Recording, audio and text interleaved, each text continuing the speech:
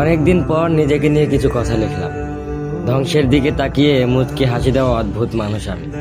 হয়তো আমি পাগল, হয়তো অনুভূতির ভিতরে কোনো এক গভীর অতল দুঃখ বাসা বেঁধেছে। তবুও নিজেকে জোর করে হাসাতে শিখে গেছি। যেদিন ভেতরটা একবারে ভেঙে গিয়েছিল, সেদিনও বাইরে থেকে এক চিলতে হাসি মুখে নিয়ে সবার সামনে দাঁড়িয়েছিলাম। কষ্টগুলোকে আমি বন্ধু বানিয়েছি, একাকিত্বকে আপন করে নিয়েছি। মানুষ ভাবে আমি হয়তো সুখী, শক্ত, নির্লিপ্ত, কিন্তু তারা জানে না প্রতি রাত আমার এক একটা লড়াই। নিজেকে নিজেই বুঝিয়ে রাখি তুই ভালো আছিস, অথচ আমি জানি আমি ভালো নেই। ভেঙে যাচ্ছি প্রতিদিন একটু একটু করে, আর এই ধ্বংস হওয়াটাকে যেন ভালোবেসে ফেলেছি। আমি সেই মানুষ যে হার মানার আগে হাসে, কারণ জানি কান্না দেখিয়ে লাভ নেই।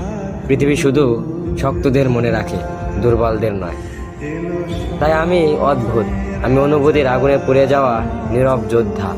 আমার জীবন কোনো সুখের গল্প নয়, এটা নিঃশব্দ বিপ্লব, যেখানে হাসির আড়ালে লুকানো থাকে হাজারো না বলা কথা, ভাঙা স্বপ্ন, হারিয়ে যাওয়া আমি।